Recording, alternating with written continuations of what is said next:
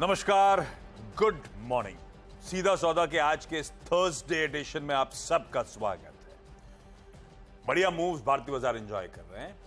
कल भी एक बढ़िया लेट सर्ज था, दिन के लो से दिन के हाईस के करीब जाके हम बंद होते हुए नजर आए। आज है निफ्टी की वीकली एक्सपायरी का दिन। संकेत जो है जो गांधीनगर से हमारे लिए आ रहे हैं, हल्के पस्त शुरुआत के हैं, तो वो लार्जली 30, 35, 40 पॉइंट के दबाव के बीच में इंडिकेशंस हैं हम शुरुआत करेंगे। दरअसल एशिया में भी ऐसे ही ठंडा मूड है। कई सारे एशियाई बाजार हमसे ज्यादा दबाव भी दिखा रहे होंगे। जरा एशिया क्विकली पूरा का पूरा स्क्रीन पे रखिए तो ये देखिए, लार्जली सब एशिया प्रेशर में है। असल में ओवरनाइट संकेत जो यूएस से आ रहे हैं वो प्रॉफिट टेकिंग के हैं। ट्यूसडे को दबाव था, उसके ऊपर एडिशनल कल फिर दबाव, और दोनों दिन स्क्रीन पे वो प्रेशर दिन के लोस की तरफ बढ़ चले थे वहां की बाजार। इस तरह की प्रॉफिट टेकिंग का दबाव था। खैर, ये तो संकेत हैं, लेकिन असल क्यूज कैसे हैं, क्या रीड करें इन बिटवीन द लाइंस, उस पर बातचीत कर ली जाए। इन्होंने पिच का बढ़िया सा जायजा ले रखा है। दिखाइए स्टेडियम, पब्लिक दिखाइए, और दिखाइए ये ग्राउंड आ गया। अरे फिर हरी पिच है। ये आप वहां पे आप लेटे थे, वहां पे रोल करे थे, तो वहां पे कलर छूट गया, आपके कलर वहां से आ गया। मुझे तो लेटा था वहां पे, क्योंकि कल एकदम मैच कर गया है। कल मैच में थक गए थे ना, एंड में इतना रन दौड़ना पड़ा कि हमने कहा रोल करके रन लेना है। इसीलिए लास्ट में रन बहुत बन रहे थे, क्योंकि एक घंटा तो गजब रन बने। मतलब दौड़ दौड़ के रन बनाए। तो देखो, साइड वाली पिच जो है डार्क ग्रीन है, इधर वाली लाइट ग्रीन मेरी जैकेट से मिल रही है एकदम। तो रोलिंग है इससे। तो क्या है, मतलब पिच ग्रीन है। एक्चुअली देखिए, पिच ग्रीन इसलिए है कि जो अमेरिका है ना, वहाँ पे कल फिर गिरावट हुई, वहाँ पे परसों भी गिरी थी, तो लगातार वहाँ पे है। एक्चुअली ऐसे वहाँ पे नंबर्स जो है ना, इकोनॉमी वाला डेटा काफ़ी ख़राब है। आप बॉन्ड यील्ड देखो, डॉलर देखो, ये क्या प्राइसिंग कर रहा है। जब दुनिया मान के चल रही थी कि हम सितंबर में नीडल मूव नहीं होगी, स्टेटस को होगा, ये धीरे धीरे बॉन्ड यील्ड, डॉलर इंडेक्स कुछ तस्वीर बदलती चले जा रहे हैं। वही तो मैं कह रहा हूँ, मार्केट इसको इग्नोर कर रहा है। किसको? ये इनकी चाल को क्यों इग्नोर कर रहा है? यूएस तो रियलाइज करना शुरू, हम इग्नोर कर रहे हैं, यूएस तो रियलाइज कर रहा है शायद कुछ। यूएस भी उतना रियलाइज उतना नहीं, यस, हम तो बिल्कुल नहीं कर रहे हैं। ग्रोथ वहां पे बहुत आ रही है, और उस ग्रोथ के सामने, फेड के सामने चैलेंज है कि आप तो ग्रोथ नीचे करना चाहते हो ना, इन्फ्लेशन बढ़ेगा ही बढ़ेगा। क्रूड बढ़ रहा है, सब बढ़ रहा है, इन्फ्लेशन तो बढ़ना ही बढ़ना है। तो अब बड़ी डिलेमा है कि आप ग्रोथ को कैसे रोकोगे। रुक ही नहीं रही है वो। आप आईएसएम के नंबर देखिए जो आए, अनएक्सपेक्टेड नंबर है। तो इसलिए आपको, मुझे लगता है कि मार्केट वहाँ का जो है, समझदार लोग डिस्काउंटिंग कर रहे होंगे। मार्केट ना ग्रोथ रुक रही है, और महंगाई का खतरा वापस बढ़ने लगा। पूरी तस्वीर धीरे धीरे पलटनी शुरू, एकदम पलटेगी, जंप करेगी, मुझे ऐसा लग रहा है नंबर्स के हिसाब से। मतलब आगे क्या हो पता नहीं, बट नंबर्स वाकई बहुत वहाँ पे इकोनॉमी वाला रोबस्ट नंबर, और रोबस्ट नंबर मतलब इन्फ्लेशन बढ़ेगा। तो थोड़ा रियलाइजेशन तो वहाँ पे, हम एकदम रियलाइज नहीं कर रहे हैं। हम शायद इसलिए नहीं कर रहे हैं क्योंकि हमको लगता है हम एकदम, हमारे नंबर्स एकदम बने, लेकिन वो प्रेशर आपके ऊपर बिल्ट होगा आरबीआई के ऊपर। आपकी करेंसी 83 के ऊपर है भाई साहब। आपको ये लग रहा था कि आईटी चलना चाहिए, डॉलर महंगा हो रहा था, कहाँ चला आईटी में तो घुस गया कल। आपका आईटी इंडेक्स नहीं चला कल। तो आईटी भी गिर रहा है, और यूएस का आईटी भी गिर रहा है। वहाँ के आईटी में अच्छी प्रॉफिट बुकिंग हुई है। तो हालांकि वो एप्पल वाली खबर तो चाइना सेंट्रिक थी, लेकिन आप बाकी देखो ना, सब गिरे। अमेजॉन नंबर 2 हो गया, BYD नंबर 1 हो गया, चाइनीज़ जो ईवी कंपनी है। तो ऐसी बहुत सारी घटनाएं हो रही जिसकी वजह से आज पिच मैंने ग्रीन रखी है, लेकिन हम एकदम अलग है, हमको कोई लेना देना नहीं। हाँ, पर ये ऐसा नहीं है, अभी हम जोश मार रहे हैं, धीरे धीरे समझ में आएगा। इवेंचुअली हमें पटरी पे आना है या उनको पटरी पे आना है, ये ध्यान हाँ, मतलब अलर्ट रहिएगा। हाँ, मतलब ऐसा ना शॉकर लगे, आपको झटका लगे। मैं पहले से बता दे रहा हूँ कि तस्वीर तेजी से बदल रही है, कभी भी कुछ भी हो सकता है, तो बी अलर्ट। चलिए भाई डायरेक्टर साहब, अच्छा चलिए, समय कितना है हमारे पास? कैलकुलेट नहीं कर रखा उन्होंने, नहीं कर रखा, कैलकुलेशन नहीं हुआ, हम लोग फ्री फ्लो चलेंगे। तो आइए भाई, पहला स्टॉक जो है ना, बॉम्बे डाइंग। बहुत तेजी में, पहली चीज ये ध्यान रखिएगा, तेजी जब से पकड़ी है तूल, जब वो एक्सिस बैंक के साथ इनके वो सेटलमेंट हुआ था, है ना, उसके बाद से आपने नोटिस करा होगा बॉम्बे डाइंग चल रहा है। वो सेटलमेंट शायद हम लोग ने रियलाइज नहीं करा, एक तैयारी हो रही थी अपनी जमीन बेचने की। ये एक मॉर्निंग लीडिंग न्यूज़पेपर की आज सुबह की टॉप पेज की खबर, ये दरअसल तैयारी हो रही है मुंबई की वैल्यू टर्म्स में आज तक की सबसे बड़ी लैंड डील। वाडिया ग्रुप हम जानते हैं मुंबई के वर्ली लार्जली सबसे प्रोमिनेंट इलाकों में से एक, वहां पे huge tracts of land own करते हैं। वैसे इनका ट्रस्ट तो खैर पूरे शहर में बहुत तगड़ी land, one of the biggest land owners हैं गोदरेज के साथ साथ वाडियास। खैर इनकी यहाँ हमारे ऑफिस के बहुत पास पांडुरंग बुद्धकर मार्ग है वर्ली में, आपके तो घर के एकदम सामने गली, इनके घर ये ऐसी क्रेम डला क्रेम वाले लोग हैं।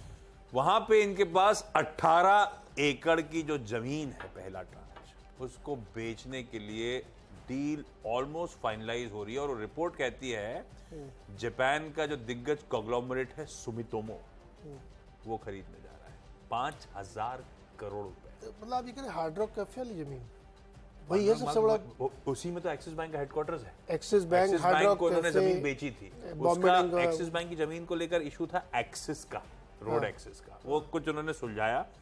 उसके बाद वो सुलझाने के बाद से स्टॉक चल रहा है।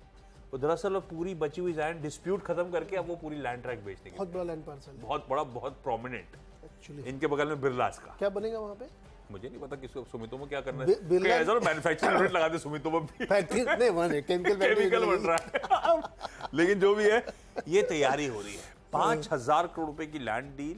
ये स्टॉक जब, अच्छा एक बात ध्यान रखिएगा, मेरे ख्याल से मोटा मोटी 2800 करोड़ रुपए पे स्टॉक का मार्केट कैप था जब एक्सिस बैंक की डील से हुई थी।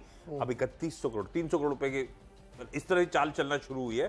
3100 करोड़ का आज मार्केट कैप है, 5,000 करोड़ रुपए की डील की तैयारी। ये सबको पता था किस तरह के रियल एस्टेट की एम्बेडेड वैल्यू स्टॉक में है। अब वो रियलाइज करने का समय आ रहा है शायद, इसलिए तेजी। मुझे नहीं पता ये डील होगी नहीं होगी, न्यूज़पेपर रिपोर्ट है, सिर्फ ये ध्यान रखिएगा अपन लोग वॉच आउट करेंगे स्टॉक को। बॉम्बे डाइंग पहला, बॉम्बे डाइंग के साथ हो रहा होगा तो इसके बाकी लिस्टेड एंटिटीज का भी रब ऑफ रहेगा, लेकिन वो अलग कहानी, सिर्फ इसको लेके मेंशन करा। 361 वैम, ये हो गया आईएफएल वेल्थ पुराना वाला। इन्होंने कल अपडेट दिया बाजार बंद होने के बाद कि 361 ग्लोबल नाम का एक ग्लोबल प्लेटफॉर्म लॉन्च कर रहे हैं, जो कि ऑफशोर वेल्थ और इन्वेस्टमेंट एडवाइजरी का प्लेटफॉर्म होगा इनकी तरफ से। अब उसमें उनके सीओ अपॉइंटमेंट वो सब डिटेल्स आगे की है, लेकिन 361 वैम को इन ग्रीन लेके चलता हूं, खबर तो अच्छी है। तीसरा इसी कड़ी में एक डील बैक करने की, रिस्पॉन्सिव इंडस्ट्रीज, ये कंपनी दरअसल कई सारा काम करती है, जिसमें इंपॉर्टेंट है विनाइल शीट्स और सिंथेटिक लेदर। इस्तेमाल होता है सीट्स में, इस्तेमाल होता है फ्लोरिंग में। इन्होंने कुछ दिन पहले इन्होंने घोषणा करी थी कि ये वो कौन सी ट्रेन थी, वंदे भारत के साथ करार कर लिया है, उनके साथ कॉन्ट्रैक्ट साइन करा है। तो वंदे भारत में सब प्रोडक्ट्स इनके होते हैं। अब कल शाम को बाजार बंद होने का अपडेट आया है कि वंदे भारत के साथ अब इंडियन रेलवेज में गरीब रथ के साथ भी इनका कॉन्ट्रैक्ट हो गया है। तो अब ये इनमें से कुछ प्रोडक्ट्स पहले वंदे भारत के लिए, अब साथ साथ गरीब रथ के लिए, दोनों मार्की जो प्रॉपर्टीज हैं, आज प्रॉपर्टीज कहते हैं, नहीं जो मार्की ट्रेन हैं इंडियन रेलवेज की, ट्रेन सेट्स हैं, उनके लिए अब ये सर्विसेज प्रोवाइड करेंगे, ये प्रोडक्ट प्रोवाइड करेंगे। अच्छी खबर, इसको भी ग्रीन लेके चला। तो तीनों ग्रीन वाले स्टॉक्स के साथ आपकी जैकेट के साथ कोलैबोरेट करते हुए शुरुआत करेंगे। ओके, मैं हालांकि इनकी ग्रीन का क्यू थे बॉल स्पिन होगी, अपन ने उसको ले लिया कि हरियाली हाँ। जाकी रही भावना जैसी मेरी भावना थोड़ा डिफरेंट LIC हाउसिंग पहला है। हाँ। इसमें ICICI प्रू की तरफ से ये आया है कि इन्होंने काफ़ी बड़ी मात्रा में शेयर बेचे। इन्होंने, इनका स्टेक पहले 7.07% था, उसको घटा के इन्होंने मतलब घटा के 5% के आसपास लिया, 2% इन्होंने हिस्सेदारी अलग अलग स्कीम्स में जो थी उसको बेचा है। तो इसलिए इसको मैंने रेड में रखा है। फिर एक कंपनी संदूर मैग्नीज जो मेटल से रिलेटेड है, इनकी बहुत एक छोटा सा कॉर्पोरेट एक्शन है कि NSE में इनकी लिस्टिंग आज से हो रही है, आज 7 तारीख है ना, आज से हो रही है। तो BSE की बजाय एक और एक्सचेंज में आ रहा है, तो इसको भी आप रख सकते हैं। तीसरा स्टॉक है SBFC फाइनेंस, आपने देखा होगा अभी हाल ही में लिस्टिंग हुई थी इसकी। इसके वन ऑफ द डायरेक्टर ने कल 82 लाख शेयर बेचे, 70 करोड़ का माल बेच दिया। इसमें अभी कल परसों मैंने लिया था, कल ही लिया था सुबह, बजाज फाइनेंस ने माल छोड़ दिया था, 85 लाख शेयर उन्होंने भी छोड़ दिया। तो ये मतलब बड़ा अजीब लगा, मिस्टर कोई दुरू करके हैं जिन्होंने अच्छा खासा माल छोड़ा, इसमें 70 करोड़ का माल 82 लाख शेयर करीब बेच डाले। तो इसलिए इसको भी रेड में रखना हो। तो मैंने 3 लिए, 2 रेड 1 ग्रीन। ठीक बात। अगला मेरा रेड आ गया। अगला जो स्टॉक है वो है टाटा कंज्यूमर प्रोडक्ट्स। कल अच्छी तेजी बनी थी, इंट्राडे चार्ट दिखाइएगा, खूब तेजी बननी शुरू हुई थी स्टॉक में। खबर थी, किसी न्यूज एजेंसी ने कहा था कि हल्दीराम्स को खरीदने की तैयारी, हल्दीराम्स में स्टेक खरीदने की तैयारी, जैसा पुट क्रॉस करना है करिए, हल्दीराम खरीदने के मूड में थे टाटा कंज्यूमर। खूब तेजी, दोनों की तरफ से, एक क्या आता तो छोड़ देता, दोनों की तरफ से क्लैरिफिकेशन आ गया बाजार बंद होने के बाद। टाटा कंज्यूमर कह रहा है हम किसी बातचीत में नहीं है स्टेक खरीदने के लिए हल्दीराम से। हल्दीराम ने नेटवर्क को कहा कोई भी स्टेक सेल की रिपोर्ट्स को हम डिनाई करते हैं, कंपनी टाटा कंज्यूमर से कोई बातचीत नहीं करेगी। ऐसे एक बार बिस्लरी खबर चलाई गई थी। बिस्लरी में तो खैर चौहान साहब ने कहा था कि मैं बात कर रहा हूं, फैमिली ज्वेल है, मैं टाटा के अपने चैनल पे भी आके बोले थे वो, लेकिन ऐसा कुछ नहीं पर वो फिर भी थोड़ी बहुत सुबह थी। इसमें दोनों ने कंप्लीट डिनायल आया है। मैं टाटा कंज्यूमर को लाल लेके चलता हूं। अगर कल तेजी आई तो उसी ही थी, तो तेजी अगर उसी रीजन से आई थी तो यार लॉजिकली पस्त पड़ना चाहिए। अगला स्टॉक है एनआरबी बेयरिंग्स, लाल ले जा रहा हूं। एनआरबी बेयरिंग्स में कल लार्ज ट्रेड्स हुए दोनों एक्सचेंजेस पे। अकेशिया कंजर्वेशन फंड ने एनएसई पर 12,63,000 शेयर्स बेचे। बीएसई पर अकेशिया इंस्टीट्यूशनल पार्टनर्स ने 7 लाख शेयर्स बेचे। दोनों एक्सचेंज में तगड़ी सेलिंग हो रही है। और ध्यान रखिएगा, प्रीवियस शेयर होल्डिंग पैटर्न कहता है अकेशिया की डिफरेंट आर्म्स के थ्रू इनके पास 60.5 लाख शेयर्स हैं और उनमें से अब कुछ ट्रांच बिकने शुरू हुए। एनआरबी को रेड रखते हैं। और ऐसे ही लाइकवाइज पीजी इलेक्ट्रोप्लास्ट को रेड ले जा रहा हूं। इसने अभी वो खबरों में था, फंड लोग चेक इन वेकिन। बेरिंग्स प्राइवेट इक्विटी फंड ने कल ऑलमोस्ट 2 लाख 1,95,500 शेयर्स इस कंपनी के बेच दिए। 1,95,000 में ऑलमोस्ट 2 कह रहा था कन्वीनियंस के लिए। इसके पास दरअसल 9.5 लाख शेयर्स है, जिसमें से 2 लाख का ट्रांच कल बिकने आया है। दोनों रेड रख रहा हूं। एक अच्छा ओवरहैंग बन गया दोनों स्टॉक्स पे। देखते हैं स्टॉक बिहेव कैसे। वैसे आजकल प्रमोटर तक माल बेचते हैं तो स्टॉक चलते हैं, तो आप ये बात ध्यान रखिएगा। मैं तो सिर्फ इन्वेस्टर्स माल छोड़ रहे हैं ये मेंशन कर रहा हूं। 6 हो गए। अगले 3 में कॉस्मो फर्स्ट, जो पहले कॉस्मो फिल्म के नाम से जानी जाती थी, इन्होंने क्या किया कि एक O2 रिन्यूएबल एनर्जी नाम की कंपनी है, उसके साथ एक डील की है। 17 करोड़ 85 लाख रुपए निवेश करेंगे और 26% स्टेक लेंगे। तो स्टेक तो इसलिए ले रहे हैं क्योंकि इन्होंने एक ऐसा टाइप किया कि इनको वो रिन्यूएबल एनर्जी इनको प्रोवाइड करेंगे, मतलब इनकी जो कैप्टिव एनर्जी की ज़रूरत है उसको प्रोवाइड करेंगे। तो इन्होंने क्या डील ही कर लेते हैं, चलो कंपनी में स्टेक ले लिया। तो इस तरह की डील हुई है, ये बेनिफिशियरी है इनके लिए, तो इसलिए इसको ग्रीन रख रहे हैं। श्रीराम फाइनेंस में कल स्मॉल कैप वर्ल्ड फंड ने 46 लाख शेयर बेचे हैं 884 करोड़ रुपए के 1880 के भाव पर। बड़ी बिकवाली कल इसमें हुई है।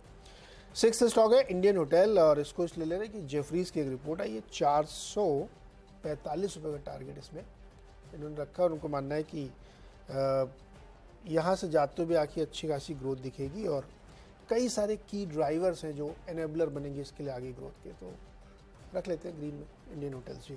6 स्टॉक हो गए। छोटा सा एक ब्रेक के बाद अगले 4 स्टॉक्स। मुंबई में बैंकिंग एंड फिनटेक कॉन्क्लेव चल रही है, तो उसके बाद बहुत ढेर सारी रिपोर्ट्स आई हैं, तो उसमें से कुछ चुनिंदा रिपोर्ट्स मैं आपको बताया था, उसी के आधार पर स्टॉक्स है। Bank of Baroda, Morgan Stanley 235 के टारगेट, ओवरवेट की रेटिंग, और उनका मानना है कि इन्होंने जो ग्रोथ गाइडेंस दिया है 14-15% का YOY FY24 में, वो उस पर बिलीव करते हैं और 3.3% का NIM का गाइडेंस जो है वो आराम से मीट होगा, तो इसको ग्रीन में रखिए। फिर ICICI बैंक में भी मॉर्गन स्टैनली की रिपोर्ट है, 1350 का टारगेट है। उनका मानना है कि लोन ग्रोथ काफ़ी स्ट्रॉन्ग है, कॉम्पिटिटिव इंटेंसिटी काफ़ी हाई है, इसलिए जो लार्ज बैंक हैं उनको इसका फ़ायदा मिल जाता है रीच की वजह से और डोमिनेंस की वजह से, तो इसलिए भी इसमें भी इन्होंने ओवरवेट की रेटिंग और 1350 का टारगेट दिया। क्या राइज है, देखिए 950 से 1350 सीधे बढ़ा दिया, तो 40% की ग्रोथ। लेकिन 9th स्टॉक है जुबिलेंट फूड, मैक्वारी से नाराज़ है, उन्होंने 330 का टारगेट दिया है, अंडर परफॉर्म किया। इनके पिज्जा में चीज़ कम डाली ये ऐसा कोई पंगा कर लिया इन्होंने तो एकदम से 330 का टारगेट। उन्होंने कहा है कि उनको ऐसा बिल्कुल नहीं लगता कि सेम स्टोर सेल्स ग्रोथ होने वाली है वर्ल्ड कप की वजह से। जो कई जगहों पे चल रहा था ना, वर्ल्ड कप चलेगा तो बड़ी डिमांड ये हो जाएगी वो हो जाएगी, ऐसा कुछ नहीं होने वाला। इसको रेड में रखने का भाई। और कंपटीशन बहुत बढ़ रहा है। आप बार बार कहते हो ना लोकल पिज्ज़ा वाले जो आस पड़ोस वाले हैं, बहुत अच्छे आ गए हैं भाई साहब, इसमें कोई शक नहीं है। लोग रियलाइज नहीं करते, हम महंगाई भी नहीं है। करते, लेकिन इतना अमेजिंग पिज्जा बनाने वाले हैं कि ये लोग कुछ स्टैंड ही नहीं करते उनके साथ। सीरियसली। तो पर ये मास वाले हैं इसीलिए जल गए हैं। 330 की टारगेट इसके लिए। और 10वां स्टॉक है केन्स टेक्नोलॉजीज। इस पर सीएलएसए की रिपोर्ट है और उन्होंने एक कवरेज इनिशिएट किया है पूरे सेक्टर के ऊपर। तो बहुत सारे स्टॉक्स हैं उसमें, जिसमें डिक्सन भी है, अंबर भी है, लेकिन मुझे केन्स हमने इसलिए क्योंकि आउट परफॉर्म की रेटिंग और 2230 का टारगेट है। अभी रिसेंटली इन्होंने एक कर्नाटक गवर्नमेंट के साथ टाई अप भी किया था, बड़ा टाई अप है वो। तो मुझे लगता है कि केन्स को आप ग्रीन में रख सकते हैं। ओके, लाइए भाई, एयू स्मॉल फाइनेंस बैंक तमाम टाइप स्टेज करे, बेसिकली बैंक इंश्योरेंस के टाइप्स, बैंक चैनल के थ्रू इंश्योरेंस पॉलिसीज बेचना। उनकी बेचेंगे किनकी? स्टार हेल्थ के साथ करार करा है उनके हेल्थ पॉलिसी के लिए, और प्लस बजाज एलियंस के साथ टाइप हुआ है उनके लाइफ इंश्योरेंस सॉल्यूशंस अपने बैंक कस्टमर्स को मुहैया कराने के लिए। दोनों खबर अच्छी हैं। AUSFB green. लार्ज ट्रेड्स कई सारे कल प्ले आउट हुए, कुछ मैंने अपफ्रंट मेंशन करे थे और मैं कुछ ले नहीं रहा हूं टीम में। एक जो मेंशन करना चाहता हूं वो जेएम फाइनेंशियल है। गजब मूव कर रहा है, ये सालों से कुछ नहीं करता, ये अपने इन्हीं लेवल्स के आसपास आके हमेशा पस्त पड़ा है, तो जरा वॉच आउट करिएगा। पर बहुत कुछ बदला था इस बिजनेस में, हमने सबने नोटिस किया था। उसके बाद धीरे धीरे करके मूव्स दिखाने शुरू करें और एक लार्ज ट्रेड कल हुआ जिसमें क्वांट म्यूचुअल फंड ने इस तरह की तेजी में बड़े एग्रेसिव खरीदारी करी है। ऑलमोस्ट 94-95 लाख शेयर्स यहां पे क्वांट एमएफ ने खरीदे। एक ऑफशोर एक वेलिएंट ने माल छोड़ा था, लेकिन उससे कहीं ज्यादा क्वांट एमएफ ने कल माल उठाया हुआ है, इसीलिए उस बात को हाईलाइट कर रहा हूं। कल लेकिन ऑलरेडी 5% उस लार्ज ट्रेड के बीच में चल रहा था। मुझे लगता है इसको आज ग्रीन ही रखते हैं। और जाते जाते थर्सडे, और सब लोग इंतजार कर रहे थे शाहरुख साहब के रिलीज का, तो कुछ दिनों से लगातार टीम्स में शिरकत कर रहा है, आज ऑब्वियस था कि मेंशन करूं। पीवीआर आइनॉक्स वैसे तो 3-4 लेके जाने वाला था, फिर जब खबरें मिलती चलेंगी तो रिड्यूस करता चला गया। तो पीवीआर के साथ सिने लाइन को छोड़ जाता हूं। जवान रिलीज हो गई होगी, रिव्यूज आने शुरू हो गए हैं, पिक्चर की स्क्रीनिंग अभी खत्म नहीं हो, तो खैर वो हार्डकोर फैंस हैं, अंदर से बैठे पहले शुरू हो चुके हैं। हालांकि इन्होंने कल एक स्क्रीनिंग भी करी थी, स्पेशल स्क्रीनिंग हुई थी जवान की यशराज स्टूडियोज अंधेरी में। वहां पर वो क्या है, उन्हीं लोग के फ्रेंड सर्किल सारा वो, तो उनके रिव्यूज को भी पता नहीं कैसे रीड करूं, वो तो सब तारीफ ही तारीफ के पुल बांधे जा रहे हैं। पर ये करेगी तो कमाल ही, एटलीस्ट ये 4 दिन गजब जाने वाले हैं जवान के। इतने तो एसआरके के फैंस भरे हुए हैं देश में, मुझे लगता है पैसा बना लेंगे, पैसा तो लपक बनाएगी। पर इस बार एक लफड़ा है, पिछली बार जो मूवी आई थी, क्या नाम था उसका, वो पठान में तो वो स्टेप था, एक गाना था झूमे। इसमें कोई गाना नहीं है जो मुझे याद आ रहा। आपको कोई गाना याद है इस मूवी का? नहीं, मैं अभी ढूंढते हैं ब्रेक के कुछ बाद। नहीं ढूंढोगे तो भी नहीं मिलेगा। ब्रेक के बाद इनसे जानूंगा कौन सा इसका सॉन्ग है जो सबके जहन में है। ब्रेक लेने का समय, डायरेक्टर साहब के ओवर जा रहे हैं। ब्रेक के उस पास जब लौटेंगे तो टीम्स का क्विक रैप अप।